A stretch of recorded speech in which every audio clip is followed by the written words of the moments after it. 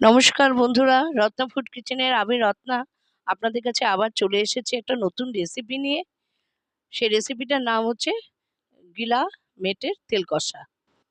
রেসিপিটা খুব সুন্দর, সবাই খায় মোটামুটি গিলা মেটে। তা আজকে সেই রেসিপিটাই আপনাদের কাছে নিয়ে চলে এসেছি। আর এটা রুটি, পরোটা, গরম ভাত সবার সাথে, লুচির সাথে খুব ভালো খেতে লাগবে। প্রথমে আমি গিলা মেটেগুলোকে সিটি দিয়ে নিয়েছি প্রেসারে দুটো। তারপরে দেখুন প্রেসারে ওই স্টকটা রেখে দিয়েছি, গিলামেটের স্টকটা।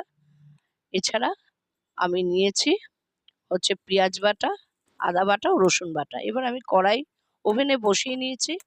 কড়াইয়ে আমি সর্ষের তেল দিয়েছি। সর্ষের তেলে এটা রান্না করব। ভালো মতো তেলটা গরম হচ্ছে, নেড়ে চেড়ে নিচ্ছি। তারপরে দিলাম রসুন বাটা। এরপরে রসুনটা আমি ভালো করে নেড়ে নিয়ে দিলাম আদা বাটা ও পেঁয়াজ বাটা। পেঁয়াজ বাটাটা এখনই দিয়ে দেব।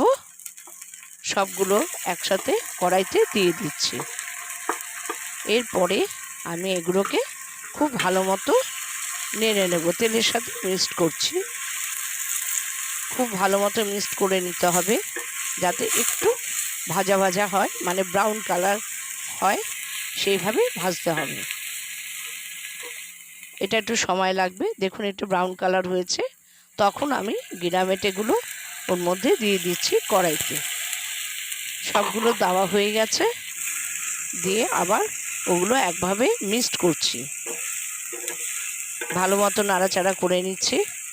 গিলামেটেগুলো যাতে ভালো মতো রান্নাটা হয় সেইভাবে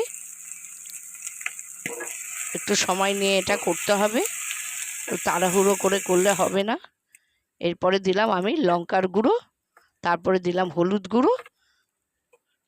গুঁড়ো দেওয়া হয়ে গেছে। তারপরে দিলাম কালারের জন্য একটু কাশ্মীরি রেড চিলি পাউডার, যাতে দেখতে রান্নাটা খুব ভালো লাগে। সবগুলো দেওয়ার পরে আবার আমি কড়াইতে ভালো মতো নেড়ে চেড়ে নিচ্ছি। এগুলো যত নাড়াচাড়া করা হবে, যত মাখো মাখো হবে, তত খেতে একদম সুস্বাদু হবে। সবগুলো আমি নেড়ে নিচ্ছি। তারপরে আমি আরেকটু সর্ষের তেল দিয়ে নিলাম, যেহেতু এটা গিলামেটের তেল কষা করব। আবার ভালো করে নাড়াচাড়া করছি দেখুন বন্ধুরা। তারপরে দিলাম চিলি সস, আবার এরপর সয়া সসটা দিয়ে দেব। তারপরে একটু ভালো মতো নাড়াচাড়া করে নেব, সুস্বাদু হয়। সেই জন্য আপনারা এটা বাড়িতে একবার ট্রাই করবেন, রেসিপিটা খুব সুন্দর। তারপরে আমি দিয়ে দিলাম স্টকটা, যেটা ছিল সেই স্টকটা দিয়ে দিলাম। এবার ভালো মতো নেড়ে চেড়ে নিচ্ছি। রেসিপিটা যদি ভালো লাগে তাহলে আমাকে একটুখানি কমেন্ট করে জানাবেন। রেসিপিটা খেতে খুব ভালো হয়, বাড়িতে একটু রান্না করবেন যদি রেসিপিটা ভালো লাগে। এরপরে আমি দিয়ে দিলাম একবারে শেষে নুনটা ঠিক পরিমাণ মতো দিয়ে দিতে হবে। তারপরে দেব একটুখানি চিনিটা দিলে রান্নার একটা মানে টেস্ট বেড়ে যায় এবং কালারটাও খুব সুন্দর হয়। দেখুন আমি ভালো মতো সবগুলো একবারে নেড়ে চেড়ে কষাচ্ছি। গিলামেটেটা ভালো মতো ফুটছে, মিনিট 10 মতো ফুটতে হবে। তারপরে আমি শেষে আর কি দুটো কাঁচা লঙ্কা চিড়ে দিচ্ছি। দেখুন কত সুন্দর লাগছে রেসিপিটা।